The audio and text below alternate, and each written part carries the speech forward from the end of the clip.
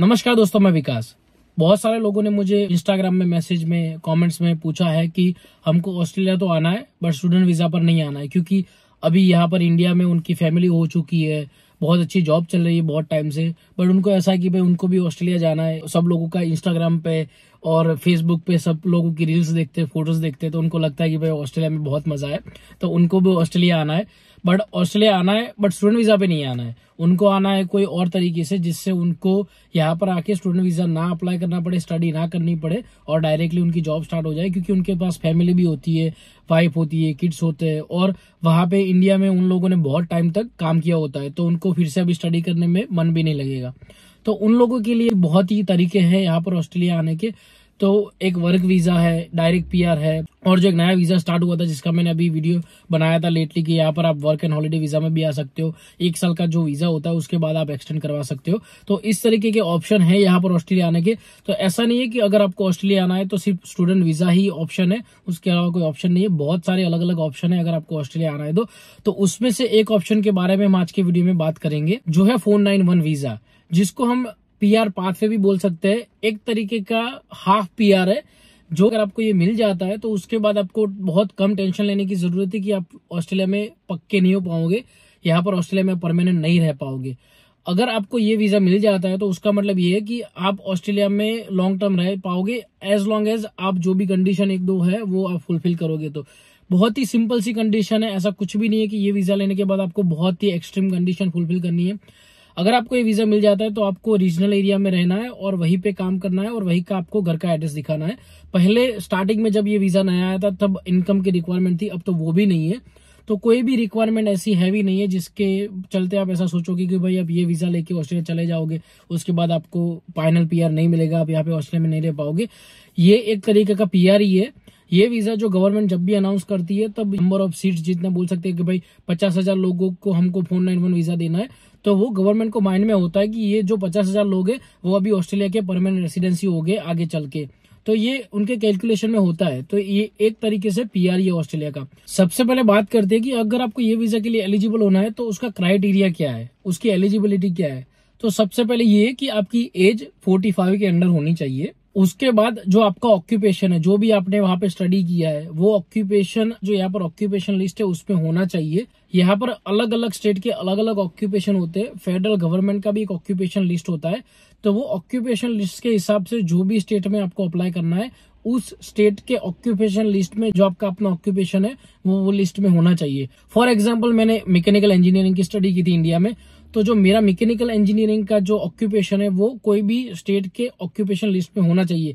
उनके अलग अलग लिस्ट होते हैं, प्रायोरिटी लिस्ट होते हैं, उसमें वो mechanical engineer, electrical engineer, pharmacist, managers, poultry manager, general manager, बहुत सारे अलग अलग उनके ऑक्यूपेशन होते हैं। कारपेंटरी होता है, ऑटोमोटिव होता है, चाइल्ड केयर होता है, मतलब इतने सारे ऑक्यूपेशन होते हैं कि आपने कुछ के तो नाम भी नहीं सुने होंगे। तो ऐसे ऐसे ऑक्यूपेशन उस लिस्ट में होते हैं। तो उस लिस्ट में अगर आपका ऑक्यूपेशन है तो एक आपका पॉजिटिव पॉइंट है कि आप इस वीजा के लिए एलिजिबल हो पाओगे। और जो भी आपका ऑक्यूपेशन है उसमें आपको स्किल असेसमेंट करवाना पड़ता है। यहाँ की ऑस्ट्रेलिया की अलग अलग बॉडीज होती है जो स्किल असेसमेंट करती है। इंजीनियर का अलग होता है, डॉक्टर्स का अलग होता है, फार्मेसी का अलग होता है, ऑटोमोटिव का अलग होता है, कारपेंटरी का अलग होता है। तो उस तरीके से अलग अलग ऑक्यूपेशन का स्किल असेसमेंट होता है। वो स्किल असेसमेंट आपका पॉजिटिव होना चाहिए। तो मेरे केस में मैंने मैकेनिकल इंजीनियरिंग किया था, तो मैंने यहाँ पर अप्लाई किया, तो मेरा मैकेनिकल इंजीनियरिंग का स्किल असेसमेंट पॉजिटिव होके आया। उसके बाद ही मैं ये वीजा के लिए अप्लाई कर पाता हूँ। अगर ये स्किल असेसमेंट पॉजिटिव नहीं आता तो इस वीजा के लिए मैं अप्लाई नहीं कर पाता। तो एक ये है कि आपका स्किल असेसमेंट पॉजिटिव होना चाहिए। उसके बाद आपके पास 65 पॉइंट्स मिनिमम होने चाहिए। जितने ज्यादा होंगे उतना अच्छा है, कंपटीशन में आप कम रहोगे। तो ट्राई करना कि मैक्सिमम आपके ज्यादा से ज्यादा पॉइंट हो, 70, 75, 80, 85, 90 जितने हो सकते करो, तो आपके चांसेस बढ़ जाते हैं ये वीजा मिलने के। बट अगर मिनिमम भी 65 होते हैं और आपका ऑक्यूपेशन बहुत ही अलग कैटेगरी का है जिसकी डिमांड बहुत ज्यादा है और बहुत कम लोग अप्लाई करने वाले, तो आप 65 पॉइंट में भी ये वीजा के लिए अप्लाई कर पाओगे। उसके बाद जो एक रिक्वायरमेंट है वो है इंग्लिश टेस्ट की। आपको पता ही है कि अगर आपको ऑस्ट्रेलिया जाना है तो आपको पीटीए की या फिर आईएलटीएस की एग्जाम देनी पड़ती है। तो उसमें आपके मिनिमम 6 बैंड होने चाहिए और इक्विवेलेंट पीटी में जो भी होते हैं वो उतने बैंड होने चाहिए। तो ये एक मिनिमम क्राइटेरिया है। बट अगर आपको ज्यादा बैंड मिलते हैं तो आपको ज्यादा पॉइंट मिलेंगे। अगर आपके 7 बैंड आते हैं ओवरऑल और ईच में भी 7 से ज्यादा आते हैं तो आपको 10 पॉइंट एक्स्ट्रा मिलते हैं।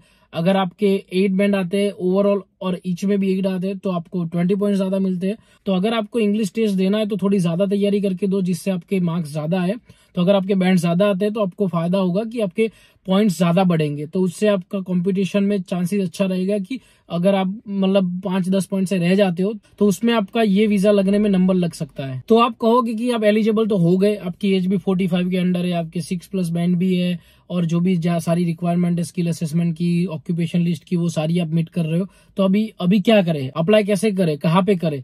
तो अप्लाई करने के लिए भी इतना बहुत मेजर प्रॉब्लम नहीं है। आप एक चीज खुद से भी कर सकते हो। दूसरा, अगर आपको लगता है कि ये सारी रिक्वायरमेंट आप फिलफिल कर पा रहे हो तो आप किसी भी एजेंट को बताओगे भाई हमको ये वीजा अप्लाई करना है, कैन यू प्लीज हेल्प, तो वो हेल्प कर सकता है आपको।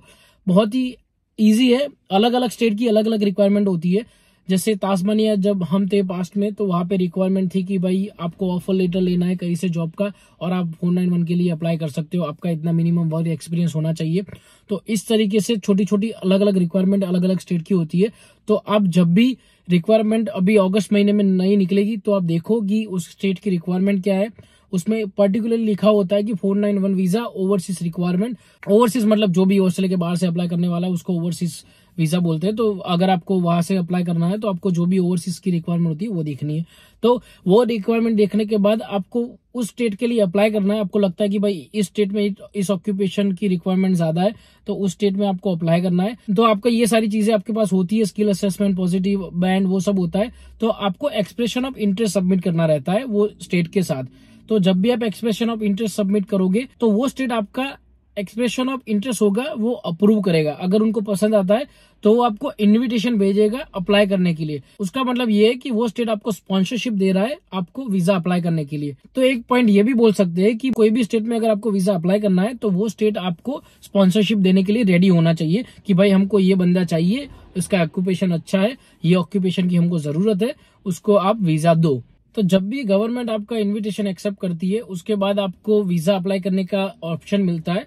तो वो जो एप्लीकेशन आपकी जो एक्सेप्ट हुई है वो लेकर आप फेडरल गवर्नमेंट को बता सकते हो कि भाई इस स्टेट ने हमको अप्रूव कर दिया है, ये स्टेट को हम चाहिए, तो प्लीज हमको आप वीजा ग्रांट करो। तो जब भी आपका एक्सप्रेशन ऑफ इंटरेस्ट होता है वो अप्रूव हो जाता है, आपको इनवाइट मिल जाता है, उसके विदिन 60 डेज में आपको फिर से वीजा अप्लाई कर देना है। तो जो वीजा होता है वो फाइनल प्रोसेस होता है इस चीज का। जब भी वीजा अप्लाई करोगे उसके बाद आपको वेट करना है कि कितने टाइम में आपका वीजा अप्रूव होता है।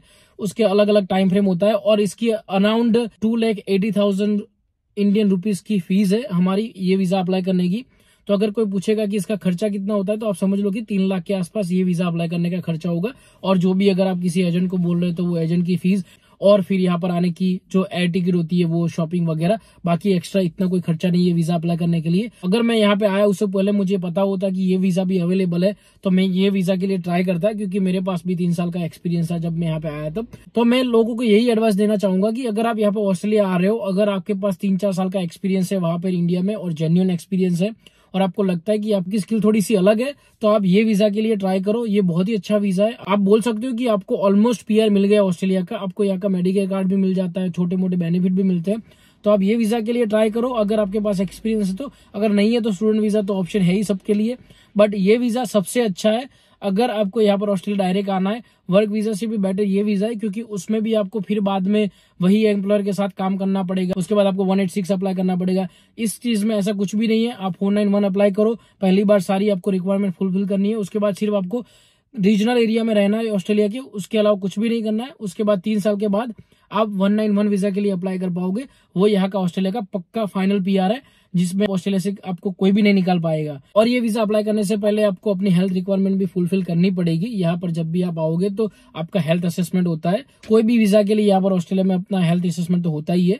आपका नॉर्मल टेस्ट होता है, एक्सरे होता है, ब्लड टेस्ट होता है, यूरिन टेस्ट होता है। उसके अलावा आपका कैरेक्टर टेस्ट भी होता है, पुलिस चेक जिसको बोलते हैं। तो आपको पुलिस चेक भी करवाना पड़ेगा, उसका रिजल्ट आपको सबमिट करना पड़ेगा तो ही आपको वीजा ग्रांट मिलेगा। तो ये बहुत ही बेसिक सी रिक्वायरमेंट है ये वीजा अप्लाई करने की। यहाँ पर हम जहाँ जिलोंग में रहते हैं यहाँ पर बहुत सारे ऐसे लोग हैं जो डायरेक्ट 491 वीजा लेके इंडिया से आए। बहुत ही अलग अलग ऑक्यूपेशन में लोग लेके आए, कोई मैनेजर में लेके आए, कोई इंजीनियर में लेके आए।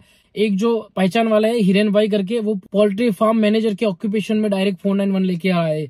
ये ऑक्यूपेशन का नाम बहुत सारे लोगों ने सोचा भी नहीं होगा, सुना भी नहीं होगा और उनको पता भी नहीं होगा कि ऐसे भी ऑस्ट्रेलिया में डायरेक्ट पीआर हो सकता है। तो उनका खुद का पोल्ट्री फार्म था वहां पे इंडिया में, तो वहां से उन्होंने अप्लाई किया as a poultry farm manager की ऑक्यूपेशन में, और उनको डायरेक्ट 491 वीजा मिल गया, और ये अभी यहाँ पर वो पिछले 1-2 साल से रह रहे हैं। तो ये एक अच्छा ऑक्यूपेशन है, एक अच्छा ऑप्शन है। तो आप भी सोचो कि आपका ऑक्यूपेशन क्या है, या फिर आप ऐसा ट्राई करो कि ऐसे कोई ऑक्यूपेशन में जाओ जिसकी डिमांड ऑस्ट्रेलिया में ज्यादा है, उस हिसाब से आप अपनी जॉब ढूंढो वहां पे, और उसके बाद यहाँ पर वीजा अप्लाई करो। तो ऐसे बहुत सारे अलग अलग ऑप्शन है ऑस्ट्रेलिया आने के। तो मैंने थोड़ा आसान लैंग्वेज में आपको समझाने का ट्राई किया कि 491 वीजा कैसे अप्लाई कर सकते हो और क्या है। अगर आपको फिर भी कोई क्वेश्चन हो तो आप मुझे कमेंट में पूछ सकते हो, और अगर आपको ये वीडियो अच्छा लगा तो प्लीज वीडियो को लाइक कीजिए, चैनल को सब्सक्राइब कीजिए। मिलते हैं फिर नेक्स्ट वीडियो में, तब तक के लिए बाय बाय।